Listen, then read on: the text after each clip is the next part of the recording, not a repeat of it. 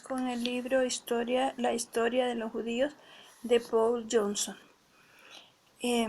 Habiendo perdido el reino de Israel, los judíos convirtieron la Torá en una fortaleza de la mente y el espíritu donde podían mostrar seguros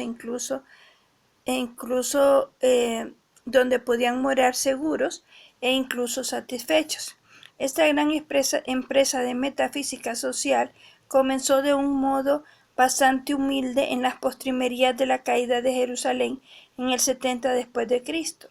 Las familias sacerdotales hereditarias y la tradicional clase judía perecieron todos en las ruinas de la ciudad.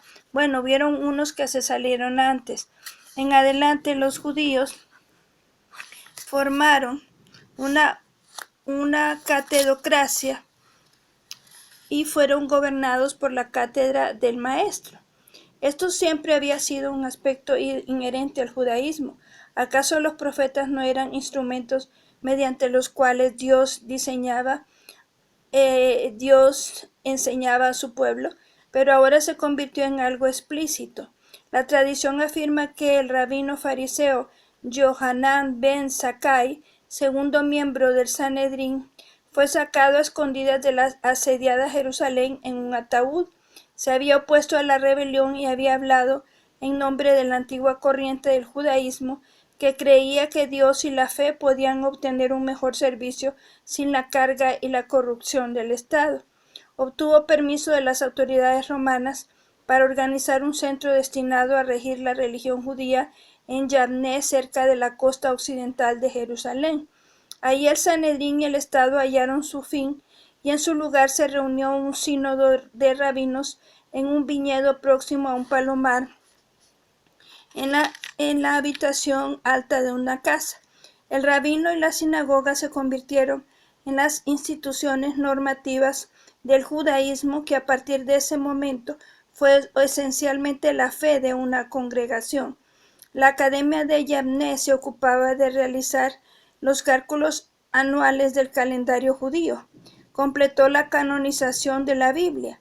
Dictaminó que pese a la caída del templo, debían realizarse regularmente ciertas ceremonias, entre ellas la comida solemne de Pascua. Definió la forma de las oraciones comunitarias y trazó reglas referidas al ayuno y la peregrinación. El nuevo espíritu del judaísmo mostraba una marcada reacción contra la exaltación violenta de los celotes y los nacionalistas. No te apresures a derribar los altares de los gentiles, se afirma que dijo el rabino Jonatán. O también, si estás plantando árboles y alguien te dice que ha llegado el Mesías, asegura primero el renuevo y después ve a dar la bienvenida al Mesías. En Yavne olvidaron la espada y gobernó la pluma. El sistema era una oligarquía autoperpetuada y la academia elegía u ordenaba nuevos rabinos sobre la base del saber y el mérito. Pero la autoridad tendía a concentrarse en las familias que se distinguían por su erudición. A su debido tiempo, la progenie del rabino Jonatán fue desplazada por el rabino Gamaliel II, hijo del hombre que había enseñado a San Pablo. Los romanos lo reconocieron como nací o patriarca. En conjunto, estos eruditos rehusaron unirse a la revuelta de Bar Kokhba, pero por supuesto ese movimiento los afectó. Los estudiosos a menudo tenían que reunirse en secreto. La propia Yavne llegó a ser insostenible y después de la derrota de la rebelión, las autoridades rabínicas se trasladaron a la ciudad de Usha en Galilea Occidental. La mayoría de los rabinos eran pobres, trabajaban generalmente con las manos.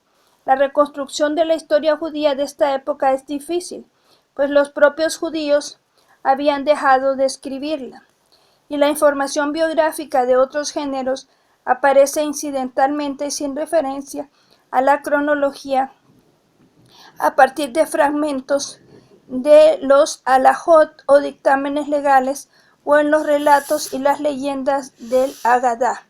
La sociedad académica judía no siempre era homogénea ni estaba bien definida. Eliseo ben Abuya, uno de los más grandes eruditos de Yamné, se convirtió en herético, pero uno de sus alumnos, el rabino Meir, el mejor de los estudiosos del siglo II, posiblemente haya sido un converso. Las mujeres también tenían su papel. Bruria, esposa de Meir, se convirtió en una importante autoridad en el halajá.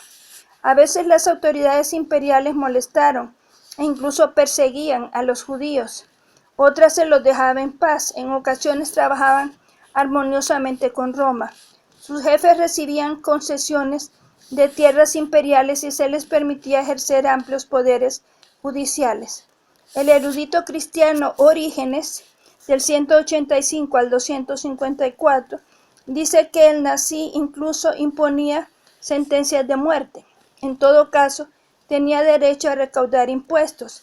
El rabino Yehuda ha-Nasi, o Yehuda el príncipe, que vivió durante la segunda mitad del siglo II y a principios del siglo III, era un individuo rico que contaba con guardias y gobernaba la comunidad judía tanto de Galilea como del sur, casi como un potentado secular. Casi, pero no del todo, dedicaba su riqueza a apoyar a los estudiosos, y de estos los mejores comían a la mesa que presidía su sala. Eximió de los impuestos a los eruditos a costa de los trabajadores, y en tiempos de escasez alimentaba a los estudiosos, pero no a los incultos, con sus reservas de alimentos. Se afirma que incluso su criada sabía hebreo y podía explicar el significado de palabras desusadas. Yehuda era un elitista intelectual de los más inflexibles y solía decir hoscamente: los ignorantes son quienes provocan problemas en el mundo. Hubo dinastías de eruditos, inclusive en el período de la Segunda Comunidad, cuando se les denomina sugot o pares. Hubo 5 pares de eruditos principales, el último de los cuales fue el formado por el famoso Hillel, maestro de Cristo, y sus antagonistas Shammai. Sus descendientes y partidarios y otros estudiosos que se incorporaron a la élite reciben la denominación de Tanaim. Gamaliel el Viejo, nieto de Hillel, fue el primero de las 6 generaciones, y Yehuda ha-Nasi el último. La generación siguiente, que comenzó con el rabino Hiyah Rabá hacia el 220 después de Cristo, inauguró la era de los Amoraim, que duró 5 generaciones en Judea hasta fines del siglo IV y 8 generaciones en Babilonia hasta fines del V. Por supuesto, habían existido nutridas comunidades judías en Babilonia y sus alrededores desde el exilio. El contacto era permanente, pues la comunidad judía de Babilonia aceptaba los cálculos del calendario realizado por las autoridades de Jerusalén y después por las de Yavné. Los judíos babilonios también acudían a Jerusalén en peregrinación cuando eso era posible. El judaísmo fariseo rabínico llegó a Babilonia como resultado directo de la rebelión de Bar Kokhba, cuando los eruditos que huían de Judea crearon academias en lo que era todavía entonces el territorio de los partos. Estas escuelas se centralizaron en Sura, al sur de lo que es ahora Bagdad, y en Pubedita, al este, donde prosperaron hasta el siglo XI. El lugar en que se instalaron las academias occidentales en Palestina varió.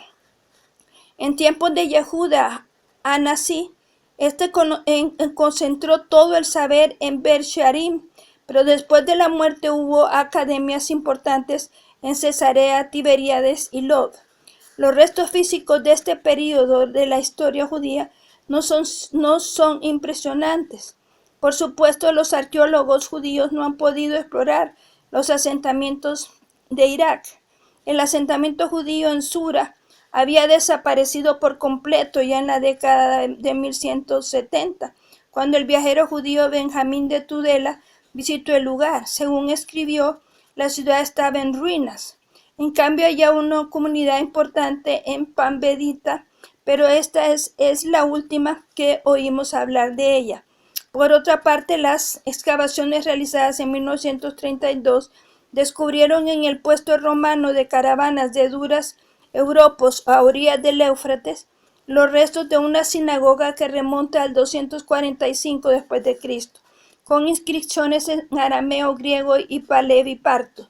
Según parece, esa colonia judía se remontaba a la destrucción y al exilio del reino septentrional, pero se vio reforzada por otra afluencia de judíos ortodoxos después de las rebeliones del 66, 70 y 132 al 135. Incluso así era una comunidad heterodoxa, como quizás sucedía con muchas en esa época. La arquitectura era helenística, como cabía esperar, pero lo que sorprendió fue la aparición de unos 30 paneles pintados que ahora pertenecen al Museo Nacional de Damasco y que ilustran el tema del retorno mesiánico, la restauración y la salvación. Hay imágenes de los patriarcas, de Moisés y el Éxodo, de la pérdida del arca y su recuperación, de David y Esther. Los eruditos relacionan estos cuadros con las Biblias ilustradas que, según se cree, existieron durante los siglos II y III después de Cristo, que indican que el arte cristiano también tuvo origen judío.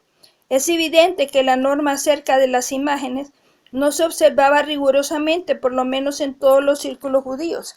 En Palestina han sobrevivido varias sinagogas y tumbas de los tiempos de los rabinos, de los sabios.